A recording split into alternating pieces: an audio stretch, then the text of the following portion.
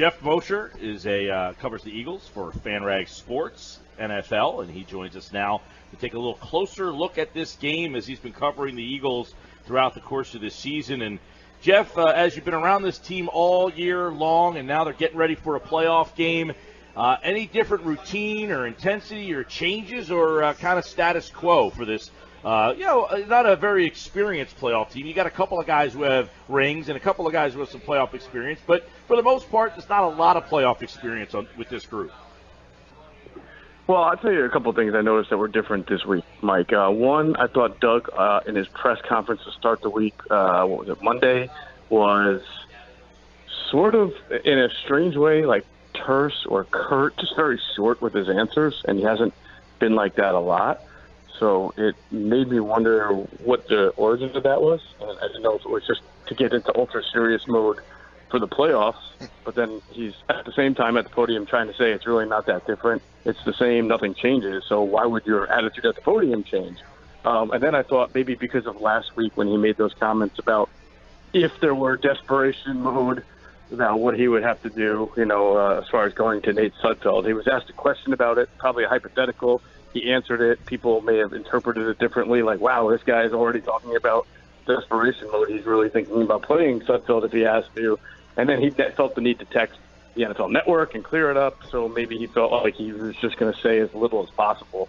The one thing I'll say that I think is different from past years in past regimes is that the Eagles are running with this disrespected angle. They have signs up in the NovaCare complex that remind them that they're the first top seed in NFL history to be home underdogs and things like that. And I just remember covering Andy, and not that they were not favored a lot, but just in general, Andy created an atmosphere at the NovaCare where nothing from the outside ever penetrated to the inside. Nothing anybody said, nothing ever they wrote was ever supposed to be bulletin board material. I mean, it was almost like the NovaCare complex was a playoff bunker where guys were supposed to eat, sleep, breathe, and live the game plan. And if the world exploded outside the NovaCare complex, the Eagles wouldn't figure out or find out about it until the following week. So I think it's interesting that Doug has kind of broke rank from Andy in that regard and let the players kind of believe in this idea of being disrespected and counted out and dismissed. And I think it's actually a good idea for them. I think that any kind of motivational tactic they can use, anything that gives them a little bit of an extra advantage when they're obviously, not the team that they were 3 or 4 weeks ago can help. Geoff, I'm fascinated by these signs. Have you been able to see one of them, or is it because you're escorted everywhere you go and the media house is now sort of outside the main complex there? We're just hearing about them. Yeah, I didn't get a chance to see one. We're in a media house that the other day had 3 squirrels running around it, and everybody ran out of that thing as fast as possible. So we go down one hallway right into a locker room. It's not in the locker room, where I didn't see it in the locker room, but apparently they're there. I imagine that they're inside the classrooms and in the corridors that lead to the different grouping classrooms that they go to. Now, Geoff, a lot of people like to use the word underdog, and people are but I don't know. It's so much that it's like that underdog feeling as you said, but what you said is this kind of a disrespect, like, forget it. We're underdogs by the point spread. I don't know that they're even looking at that point spread. It's the fact that people look at them and don't think that they are good enough to win, and it's almost like a disrespect more so than what the point spread says. Yeah, I mean, I think it all factors in. Heard that not only the Falcons favored to win, but a lot of people are picking the Falcons. Mm-hmm. And listen, from their standpoint, I get it. They won 13 games. They're a team. It's never about one person. So I understand. I feel like if you watch a show, right? If you watch an NFL Network show and you see 5 panelists pick the Falcons, it looks like right. Well, that's what I'm talking about. That's what I'm talking about more than the point spread, is that these guys are just flat out saying, forget the point spread. If I'm picking straight up, I'm taking the Falcons. And that's kind of the disrespect more so than the point spread.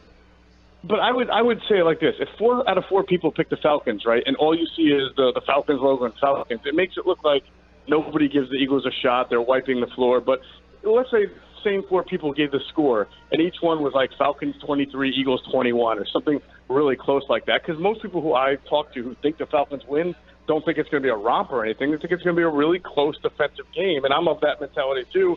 It doesn't mean that you're really counting the Eagles out. It's just more, to me, it's what you're saying is you think this is going to be a close game between a very hot team that was in the Super Bowl last year and has an MVP quarterback versus a team that lost its MVP quarterback and was not hot.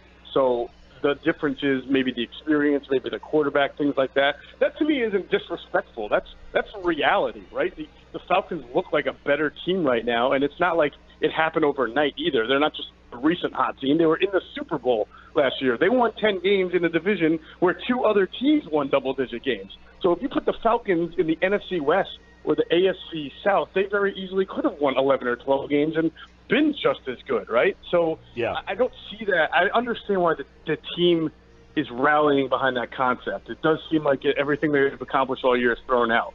I see it, though, a little bit there. I just think that people are naturally picking the team that they think right now is the better team, and Vegas thinks that, too. Geoff Mosher. Vegas has no bias, right? There's no Philadelphia hatred there. It's just who they think is going to win. No, they're trying to make money. Geoff Mosher, FanRagSports.com, covers the Eagles. The one thing in the matchups here you wrote about, only a handful of teams use that cover 3 zone, but I think that's a positive for where Nick Foles is because Atlanta's going to play that defense through hell or high water, which means he doesn't have to really worry about them changing and disguising and moving things around, and he knows what look he's going to get. Yeah, that's a good point, Mike. I mean, it works both ways, right? When you play a defense like that and there's no trickery and there's no disguises, it takes away the thinking. But much like what we talk about with the Eagles defense, right? If you with Jim Schwartz being a front 4 guy, right? If you're that kind of team and you play a simplistic, quote-unquote simplistic defense, you play it because you're really confident in the personnel and the talent that you have. And certainly the Falcons are and do have really good, talented personnel up front. They have 2 really good corners. They have a really fast linebacker in Deion Jones. And so that's why they run that kind of a scheme. The personnel fits the scheme like it did in Seattle years ago. Not that I'm trying to compare them to the Legion of Boom, but they're a type of team that can get up on you so fast, so quickly. They're built on speed, not on brawn. If anything, it lends to knowing what you're going to get. But also, I think, remember when Andy used to build his defenses around speed and not brawn, and it could get run on at times. I think that lends itself to the fact that the Eagles really need to run the ball very well in this game, just like they did against the Chargers, who have Gus Bradley and run the same kind of scheme there. And that's what I wanted to ask you about, Jeff. So the Eagles have seen a defense similar to this already twice this season, one to a win, one to a loss. But what can they take away from seeing it already, this kind of cover 3 defense against the Chargers and against the Seahawks? I mean, my takeaway, Pete, would be this, that they ran the ball exceedingly well against the Chargers. What was it, like 240 yards that day with LeGarrette Blount having 136 by himself. And then last year against the same Atlanta team, they ran for 208 yards, and the Eagles weren't nearly as good of a team last year, but were still able to run against that front for 208 yards with Ryan Matthews, I think, getting 109 and Wendell Smallwood getting 70. So, and Ajayi, who was with the Dolphins, ran against this Atlanta team earlier this year and got 130 yards. So it almost makes you think Gurley that had 14 for 100 last.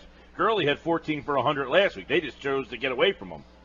Right, absolutely right. So, I mean, the proof is there. Look, the Falcons know this. They know that they built a defense that's based on speed and not brawn, and they've been able to compensate because they have good talent. But, there are not going to be too many teams out there that can hit you with what the Eagles can hit you with, which is Jay Ajayi, LeGarrette Blount, and a really good offensive line. If they want Brent Selleck and 2 tight ends to, get up there and go big up front, they certainly can do that.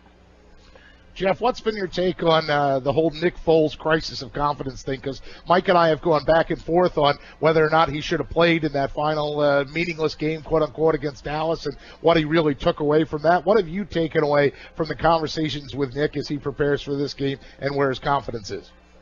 Yeah, Nick will never, kind of let you see him sweat. So no matter what, he'll stand up in front of the podium and tell you it's not a confidence issue. I don't, everything goes hand in hand. If he's got a confidence issue, it's because there's been no execution. And if it's because there's been bad execution, it's because of a couple of factors. And it's something that I've talked about with you guys a lot the last few weeks. This team all year long has been a penalty-prone team. Holdings, false starts, whatever you want. Carson was able to compensate. He was great on 3rd down. He was especially good and freakishly good on 3rd and long.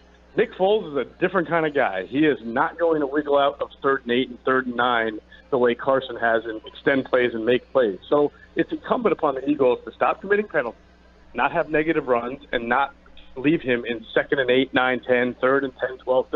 He has seen so many of those in both the Oakland and the Dallas game. I think I said over between 30 and 40% of his passes have been on 2nd and long and 3rd and long. And when I'm saying long, I'm not meaning 6 or 7. I'm meaning like 12, 13, or 14. So he has had – you can't put a backup quarterback in those kind of situations and expect that he is going to flourish. You could put Carson Wentz in that and get some big plays. You can't put Nick Foles in that. So it all goes hand in hand. If Doug and the offense and the coaching staff and everybody can come out against Atlanta, run the ball well, set up manageable down distances, I think you'll see a more confident and a better Nick Foles who's capable of executing better. Is it enough to put 4 touchdowns on the board? I don't know. But it can be better than what you saw. He seems to be boom or bust. He'll give you 4 touchdowns or play a terrible game. So which one is it? We'll find out on Saturday. Last one for you, Geoff. Regardless of health, do you play Sidney Jones? I mean, this is a tough matchup with Julio Jones, Sanu, the backfield. Those guys, Coleman and Freeman both catch the ball. So the secondary is going to be a factor here. Is Sidney Jones, do you think, ready to play at this level right now in a playoff game after being out the entire season? I was pleasantly surprised with how he played against Des Bryant against the Cowboys in a really cold weather game. I thought, aside from 2 plays, the stretch run that he just misjudged Ezekiel Elliott and gave up, I think, a 16-yard run, and then one play where Des Bryant clearly kind of lost him on a move. Other than that, I thought he shadowed him pretty well.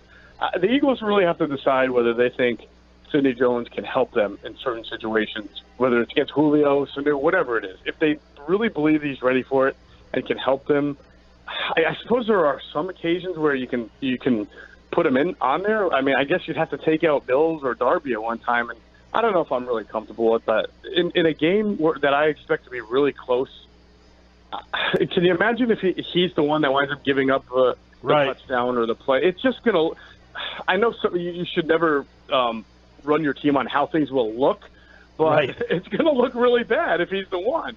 Conversely, you can argue it'll look really good if he makes the interception, but I don't know. You've done really well all year as a defense with Mills and with Darby, so I wouldn't overexpose the guy too much. Good stuff from Geoff Mosher at Geoff Mosher NFL, FanRag Sports. Check out his coverage of the Eagles and the Falcons, and that game right here on 97.3 ESPN Saturday. Mosh, take care, pal.